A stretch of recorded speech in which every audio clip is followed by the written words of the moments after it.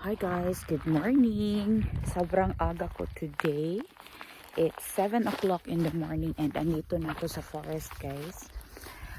Si Anika and Nico is iniwan ko sa bahay. Sabi ni Nico siya na daw ang bahala magpakain kay Anika ng breakfast. Hindi pa ako nagbe-breakfast guys. Lumabas na ako dito sa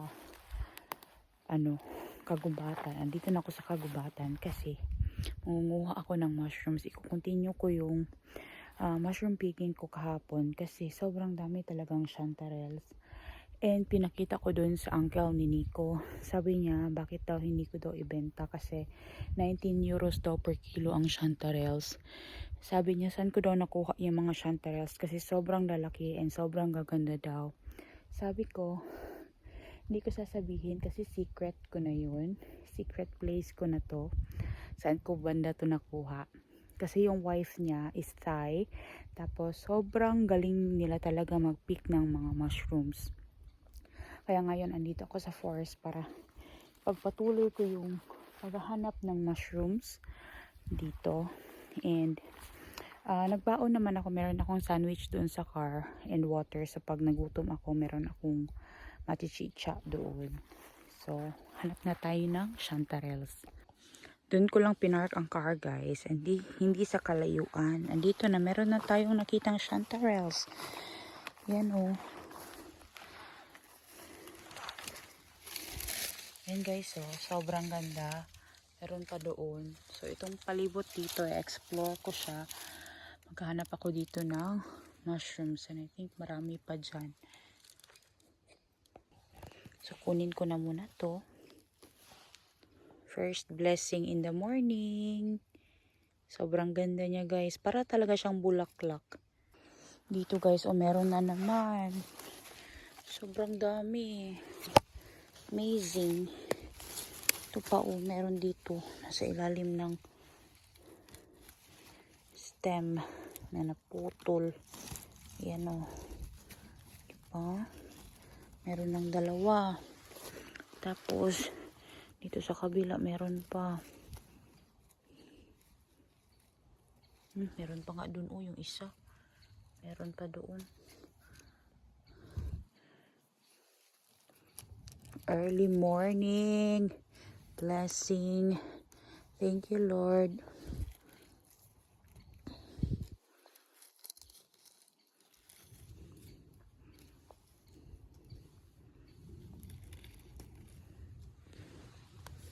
Meron pa dito. Maapakan ko ba? Sayang. Ito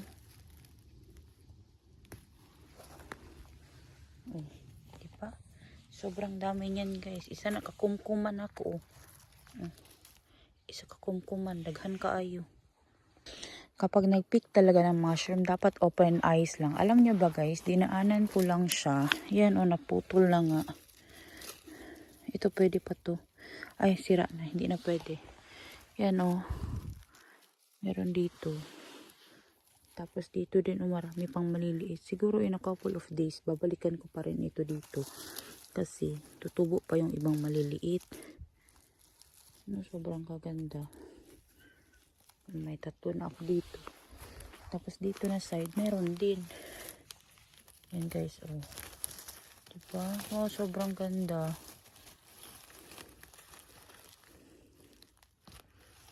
Yan. Diba?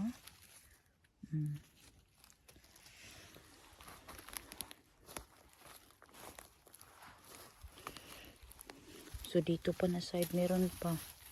Yan pa guys, yan nahati na siya pero okay pa naman siya. Nung dumaan ako dito kanina, sabi ko walang mushroom. Pero sa unang tingin wala kang makikita. Pero meron talaga siya guys.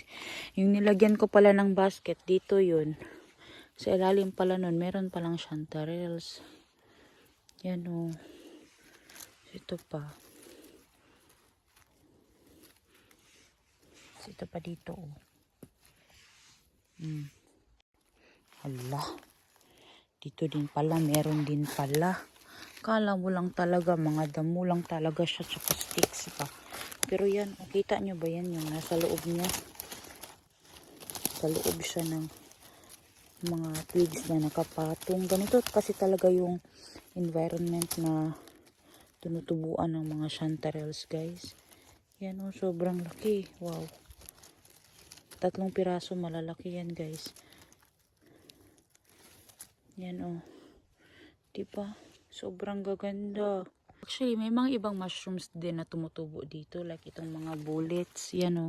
Pero yan, old na kasi yan siya. Tsaka, yung target ko talaga is yung chanterelles.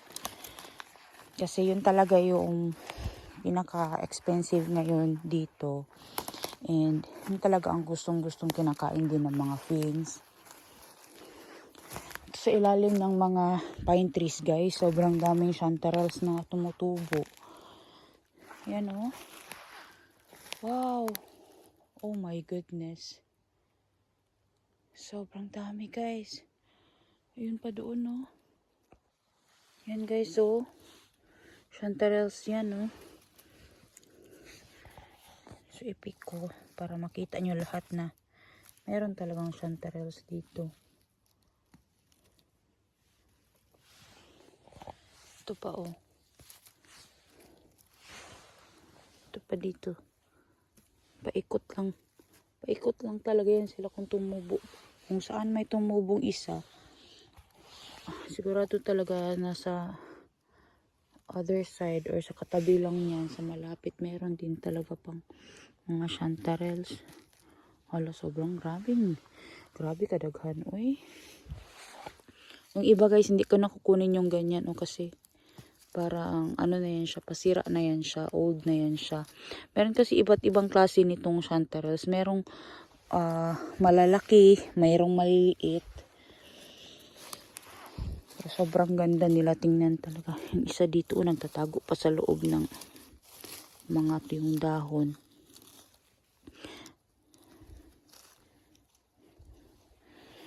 Yan. Ito pa, oh.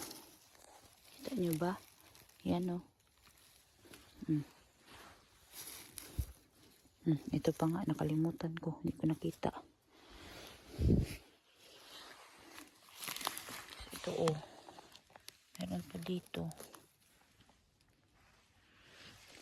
Ito pa, guys. Sobrang dami. Yan, oh. Ito pa. May nagtatanong pala kung nakakain ba ito. Sobrang nakakain po ito. And ito po is napakamahal po ito na mushroom dito sa Finland. Kasi yung lasa niya para talaga siyang karne. This is very expensive. Kahit sa ibang bansa, naghahunt din sila ng ganito. We're just so lucky here in Finland. Sobrang dami din talaga namin chanterelles dito. Tapos, meron kaming every month's right na sa loob ng forest, pwede ka mag-pick ng kahit anong berries and mushrooms or other edible spices or yung mga spices, yung mga herbs. Guys, tingnan nyo to. Sobrang laki. Yan o. Oh my goodness. Unahin ko muna itong maliit dito na side. Kasi itong pinakamalaki talaga, wow, it's super giant chanterelle. Ito na siguro yung pinakamalaking chanterelle na nasira siya. Pinakamalaking chanterelle na nakuha ko this season.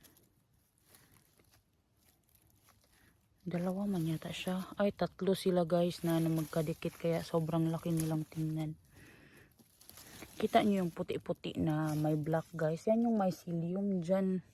Yung parang binhi ng chanterelle. Pero hindi natin yan siya pwedeng ilipat kasi kailangan nila talaga ng mga ganitong klaseng puno ng birch tree, ng pine trees, and different kinds of twigs sa ground para tumubo sila. Sobrang laki nito.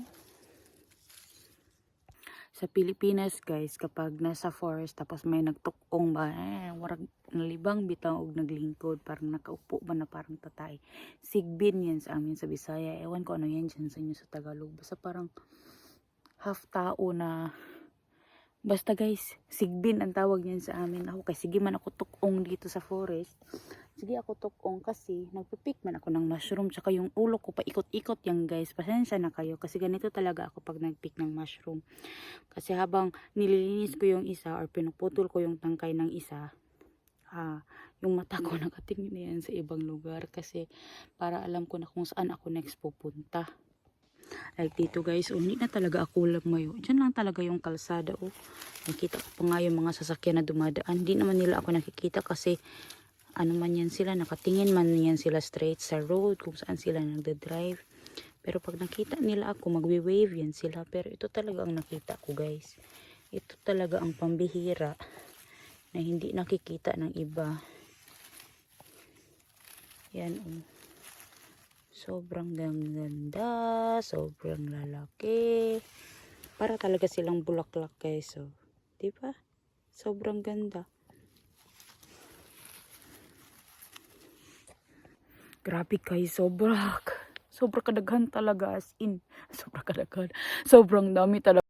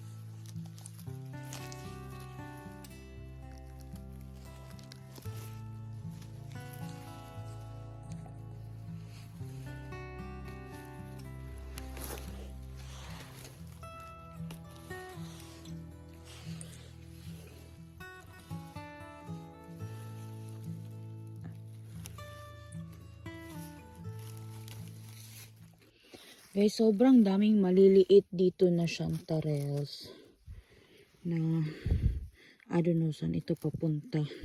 Maybe it's leading me to something much bigger place. But maliliit sila pero pinupulot ko pa rin. Yan pero yung sobrang maliliit hindi ko na talaga kinukuha.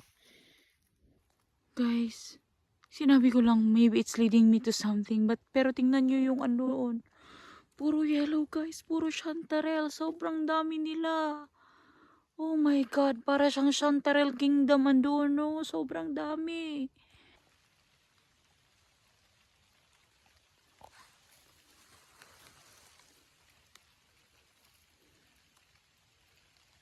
Never pa ako nakakita ng ganito na nagkumpulan ng mga chanterelles guys. Ayun pa sa dulo. Sobrang dami nila. Ang gaganda. Ang lalaki. Oh my goodness. Thank you, Lord. Sobrang thankful ako, Lord, na nakita ko yung ganito karaming chanterelles. It's so amazing how these mushrooms grow like this. It's so amazing. Sa ilalim pa ng mga lumang dahon, guys. Ayan, tumutubo pa sila. Sobrang dami.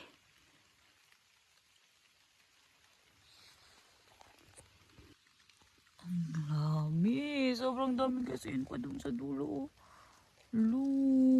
Para siyang mushroom kingdom talaga. Kaya pala yung mga napupulot ko pa isa-isa.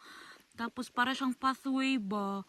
Dito pala siya papunta guys. Oh my God. Sobrang dami talaga. Ang gaganda. Amazing. Never in my wildest dreams talaga na makaka-pick ako ng ganito kadaming mushrooms.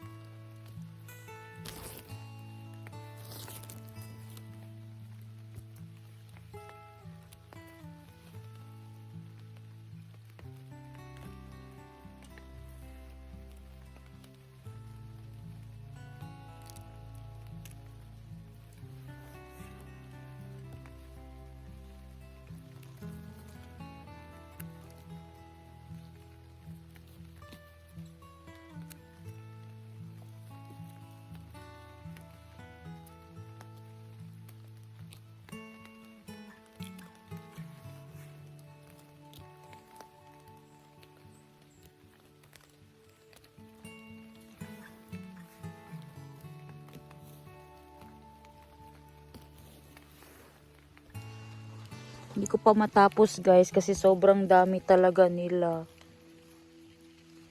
Yan oh, magkakadikit lang sila.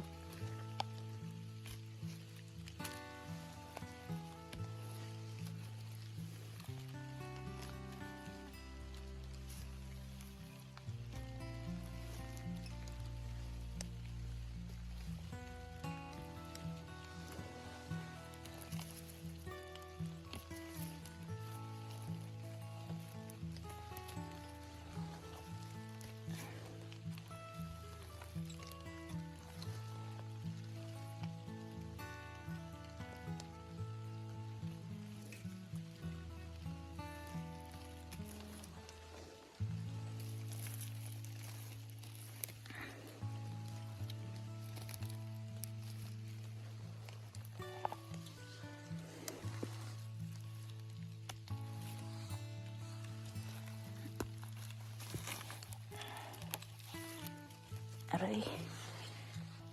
Alam niyo ba, medyo nahihirapan ako dito sa posisyon ko na to pag-pick ng chanterelles. Kasi tumubo siya dito guys sa ilalim ng kusi o yung Christmas tree. Kaya medyo tawag nito yung mga stem ba tumutusok-tusok sa mukha ko, tapos ang gulo-gulo na ng pagmumukha ko, pero okay lang. Linisin ko muna to guys kasi sobrang dami nila.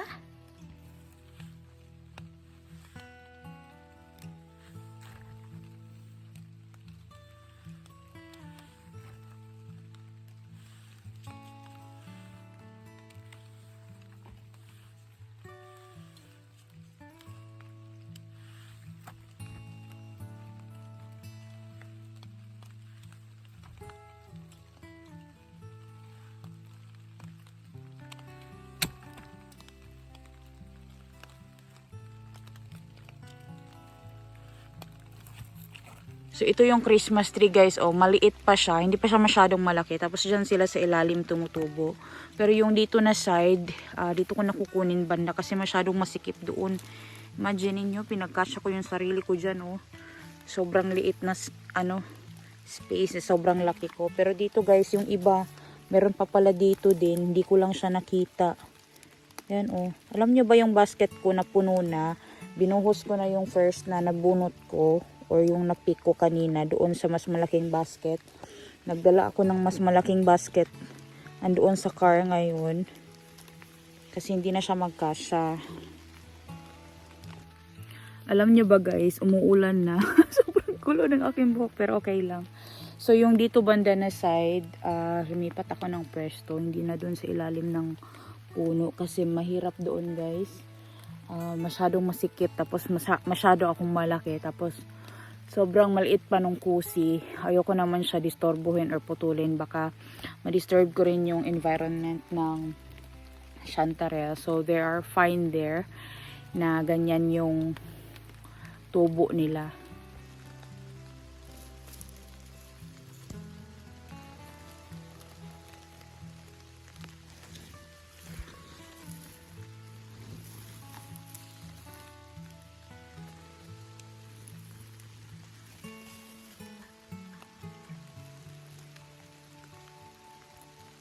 So, ito yung Christmas tree guys. Oh, maliit pa siya. Hindi pa siya masyadong malaki. Tapos, dyan sila sa ilalim tumutubo.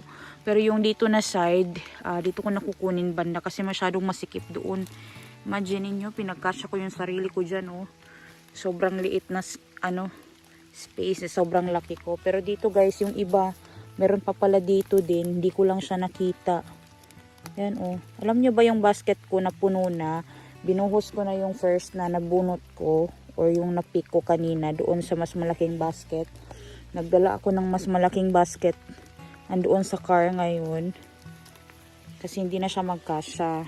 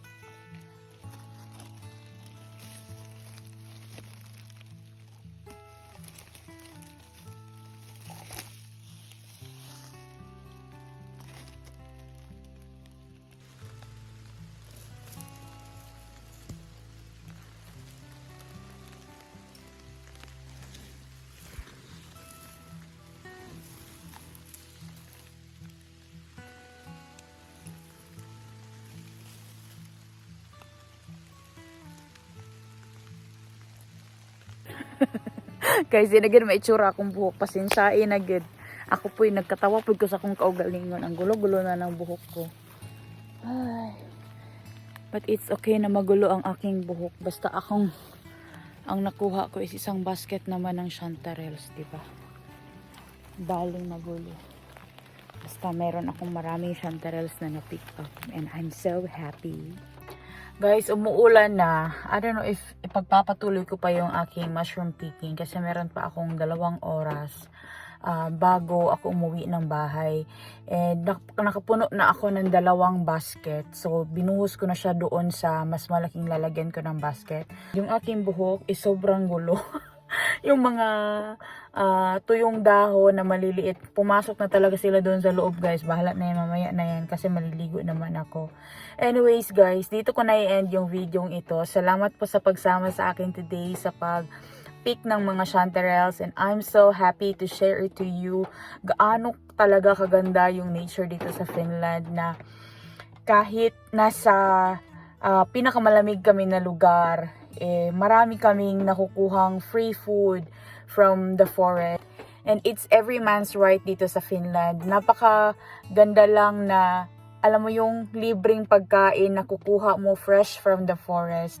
And next time, I will show it to you the different recipes na ginagawa ko gamit yung chanterelles. Thank you so much, guys, for watching this vlog. I hope to see you next time. Don't forget to like, share, and subscribe to our video. Take care and God bless. Hey, hey!